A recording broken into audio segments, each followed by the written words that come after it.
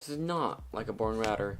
It is the Google Wi-Fi mesh router. The Google Wi-Fi will be coming with 3 Google Wi-Fi points, but it depends on how many Wi-Fi points you had got. The Google Wi-Fi point we'll be including is a 15-watt USB-C plug, a Ethernet cable, and the Google Wi-Fi point. Each Google Wi-Fi point has an AC 12,000 and 2 gigabit Ethernet ports, a dual band IEEE 802.11abgn, also known as 2.4 gigahertz, and also is an IEEE 802.11ac 5 gigahertz. The security type on the Google Wi-Fi point would be WPA2-PSK. The only downside to the Google Wi-Fi point is the WPS button to connect over to your devices. There's no USB 2.0, so then you can share storage with other people like your family members.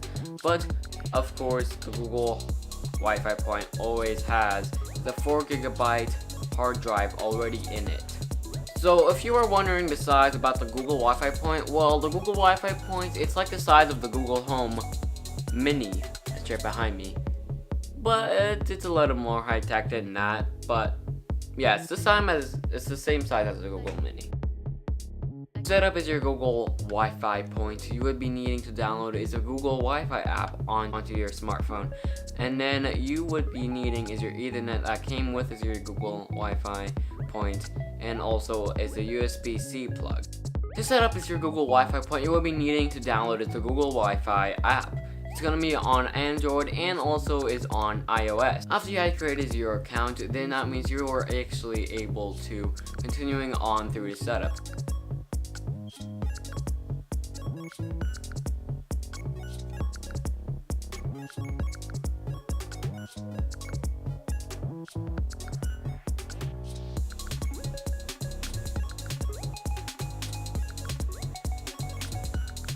Thing that people don't really notice is the difference between 2.4 gigahertz and 5 gigahertz. So since 2.4 gigahertz of BGN and also is A of 802.11, so it goes in on a far distance, doesn't give you is the full amount that you're paying for. Well, that's mostly because it's 2.4 gigahertz and it's not going to be giving out the full range.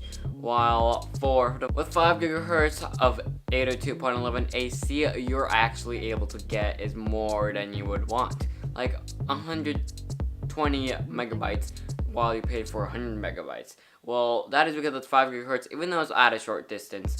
But 5 gigahertz is the best instead of 2.4 gigahertz. So you might have to want to switch over to 5. The cost of one Google Wi-Fi is up to $200, but it's currently on sale for like $100.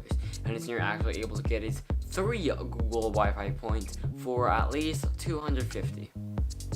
So if you open up as a Google Wi-Fi app right now, you're actually able to see how many online devices are on, how many speed the device is using. You can also know what Wi-Fi point the device is connected to. With the app, you can also pause devices almost like parental control.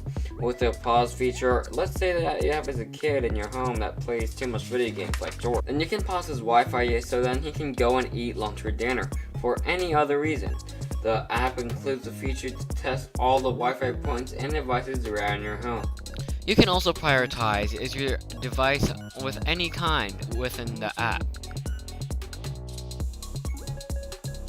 If you tap the network and general settings that's on is your app of the Google Wi-Fi, then that means you're actually able to see is the Wi-Fi name, and if you forget the password, you're actually able to see and send to is your cousins, friends, and etc. is the password once if you forget.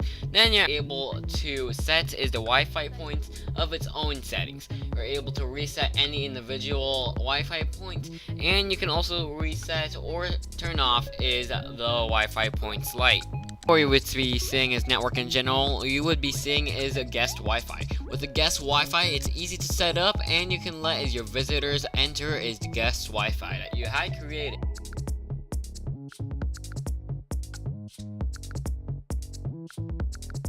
In my opinion, I think the Google Wi-Fi point or the mesh router that it's best for a house that's big, large, or small. Neither size. You should get is Google Wi-Fi, and I'm gonna recommend it from my own opinion. But you guys can decide in the comments down below. See you in the next one. Bye.